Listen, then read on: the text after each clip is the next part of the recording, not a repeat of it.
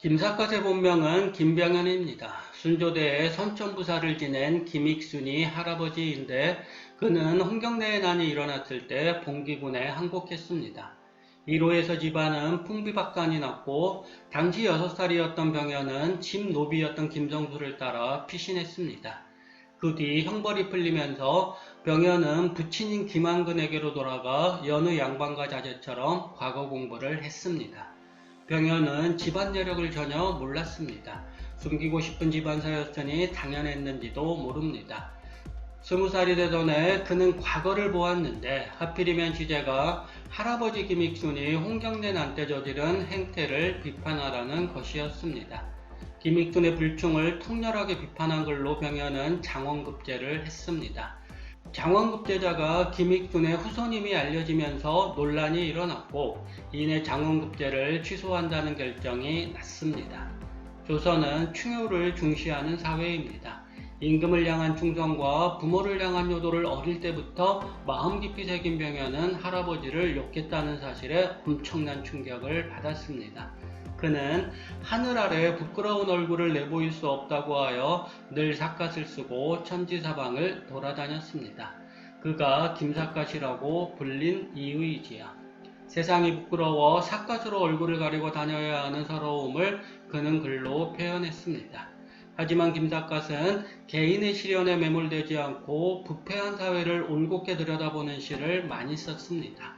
절망의 바닥을 경험했으면서도 그는 유머가 가득한 시를 쓰려고 했습니다. 김삿갓 시에 두드러지게 나타나는 풍자성은 이런 유머의 미학에서 뻗어나온다고 말해도 좋겠습니다. 사명기둥 불거타, 석양행객 시장타, 뇌절인 짐 고약타. 어미가 타로 반복되는 이 시에서 김삿갓은 권력의 빌부터 자비심을 잃은 승려들을 비판하고 있습니다. 금강산의 어느 사찰에서 승려와 유생들이 모여 토론을 벌입니다. 거기에 끼어든 김삿갓이 한 끼 밥을 달라고 하자 중이 풍어를 아느냐고 묻습니다. 풍어를 짓는다면 침식을 제공하겠다고 하네요. 김삿갓은 한문풍어는 몰라도 언문풍어는 안다고 이야기합니다. 중이 타운을 3번 내리 불렀는데 운을 듣자마자 김삿갓은 이 시를 지었습니다. 시를 들은 중은 가슴이 선뜩해졌습니다. 범상한 인물이 아닙니다. 장난조로 운을 내밀었다간 큰 망신을 당할 수도 있습니다. 언문풍을 말고 시를 지어보라며 얼결의 중은 기역, 니은, 글재는 산수라고 외칩니다. 한문풍어에 기역, 니은은 뭐냐고 일난한 후 김삿갓은 멋들어진 시 한 편을 내놓습니다. 물은 은공이로 절벽에 방아를 찍고 구름은 옥천이 되어 청산을 재더라. 허름한 차림으로 떠도는 객을 그 누가 살갑게 맞이할까요? 떠돌이 삶을 살아도 먹을 때는 먹어야 하고 잠을 자야 할 때는 자야 합니다. 하룻밤 묵기를 청할 때마다 주인들은 갖가지 이유를 들어 김삿갓을 받아들이지 않았고 잔치집에 들러 한 끼 밥을 청할 때마다 사람들은 밥 한 그릇 값으로 시 한 편을 원했습니다. 그럴 때마다 그는 묵묵히 시를 지었습니다. 인심을 비판하는 시를 짓기도 했고 사람들 마음을 웃기고 울리는 시를 짓기도 했습니다. 고을 이름 개성인데 왜 문을 닫으며 산 이름 송악인데 왜 나무 없다는 곳 황혼에 손 쫓는 것 사람돌이 아니니 동방예의지국에서 너울로 진시황이냐. 수많은 운 중에 하필 멱자 부르는가? 멱자 하나도 어려운데 또 멱자 부르는가? 하룻밤 잠자리가 멱자에 달렸구나. 산골운장 나으리는 멱자밖에 모르는가? 저기에 앉은 노인 사람 같지 않구나. 하늘에서 내려온 신선인가 하노라. 그 아들 칠형제는 모두 도둑이로다. 천도를 훔쳐다가 수연에 바치도다. 축객시에 나오는 주인은 땔감이 없어 객을 받을 수 없다며 김삿갓을 내쫓았고 멱자운에 등장하는 산골운장은 그를 지을 줄 알면 재워주겠다 하고는 멱자를 4차례나 내리 불렀습니다. 김삿갓은 고을인 개성에 빗대어 객들에게 문을 닫는 주인을 풍자하고 멱자를 연이어 표현하며 산골운장의 좁은 속을 비판합니다. 환갑연에서는 한 그릇밥의 대가로 시 한 편을 원하는 사람들을 들었다 놓는 김삿갓의 모습이 나옵니다. 환갑을 맞은 노인을 사람 같지 않다고 표현했다가 하늘에서 내려온 신선이라 슬쩍 높이고, 아들 칠형제를 모두 도둑이라 말했다가 이내 천도로 훔쳐 수연에 바치는 효자로 또한 높입니다.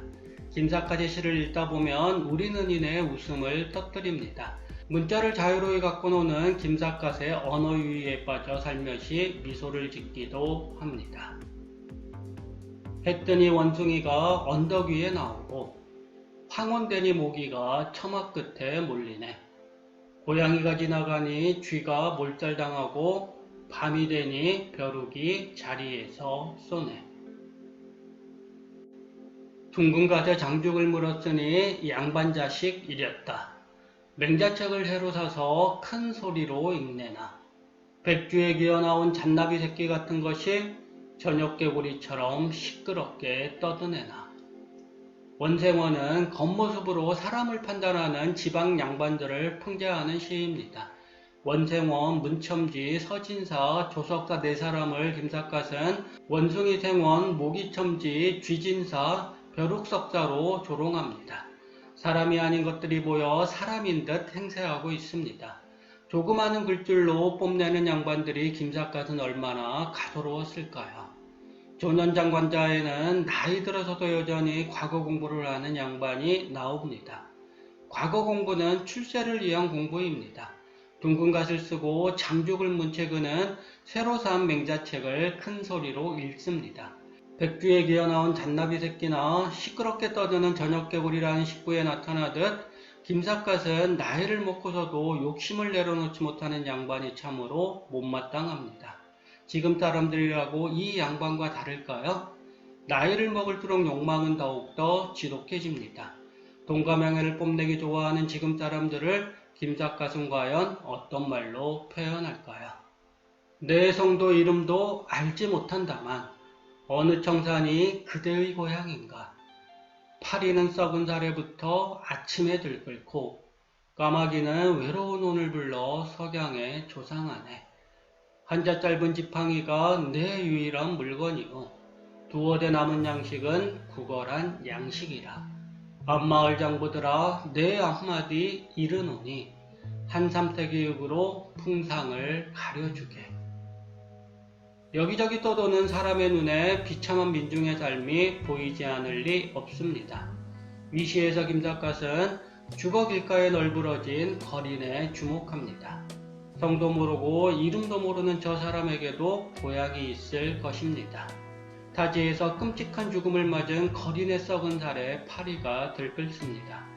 한자 짧은 지팡이가 유일한 물건일 정도로 가난했을 거린의 시체에 한삼택이 흙이라도 덮어주라고 시인은 외칩니다. 거린에게 그 누가 격식에 맞는 장례를 치러줄까요? 다만 흙으로 남아 풍상을 가려달라고 앞마을 장부들을 향해 김삿갓은 간절한 마음으로 노래합니다. 가난한 집 자식으로 태어난 거린은 여기저기 떠돌며 비참하게 살다가 이런 상황에 이르렀을 것입니다. 길가에 시체로 누운 저 거린의 모습이 사방을 떠도는 자신과 다를 게 뭐에 있을까요? 서러운 민중들의 삶에서 제 모습을 보는 김삿갓의 아련한 마음이 새삼 느껴집니다. 둥둥 뜬 내 삿갓 빈배와 같이 한 번 쓴 뒤 40평생 지났구나. 목동이 소먹이러 들러 갈 때 쓰는 것, 고기잡이 노인이 갈매기 밭에 쓰는 것, 취하면 멎어서 꽃나무에 걸기도 하고, 흥이 나면 쓴 채 누각에 올라 달을 보내. 세상 사람 의관은 모두 차림새일 뿐이지만 삿갓만 쓰면 풍우에도 홀로 근심 없어라. 아 슬퍼라 천지간의 사나이여, 내 평생을 아는 자 그 누구인가. 부평초물에 밀리듯 삼천리를 떠돌았고 노래로 지샌 40년이 헛되구나. 힘으로 공을 이루려 하지 않았고 백발은 당연한 것임에 왜 서러워하랴. 꿈속에 고향길 놀라 깨어 앉았으니 삼경의 북연새울음 남쪽에서 들려라. 영립에 나타나듯 김삿갓은 삿갓을 쓰고 풍우에도 근심이 없는 삶을 살려고 했습니다. 세상 사람들이 의관으로 자기를 뽐낼 때 그는 삿갓을 쓴 채 부끄러운 인생길을 더듬고 또 더듬었습니다. 부평초물에 밀리듯 삼천리를 떠돈 대가로 그의 머리에는 흰서리가 내렸습니다. 삼경에 오는 두견새 울음을 들으며 향수에 젖는 때도 있었지만 그런 감정에 휘둘리지 않는 삶을 그는 살았습니다. 삿갓을 쓰고 사는 삶과 삼경에 깨어나 고향을 그리는 삶은 다른 삶이 아니었습니다. 김삿갓에게는 학균, 익균 두 아들이 있었습니다. 학균은 집을 떠나기 전 낳은 자식이었고 익균은 잠시 귀가한 사이 태어난 자식이었습니다. 다시 집을 나간 김삿갓은 57세에 임종을 맞을 때까지 집에 가지 않았습니다. 성장한 익균이 3번이나 찾아와 귀가를 권해도 그는 끝내 그 말을 듣지 않았습니다. 삿갓을 벗으면 그의 마음은 근심에 물들었습니다. 삿갓을 써야 그나마 마음속 부끄러움을 견딜 수 있었습니다. 이런 김삿갓의 삶을 그 누가 과연 온전히 이해할 수 있을까요?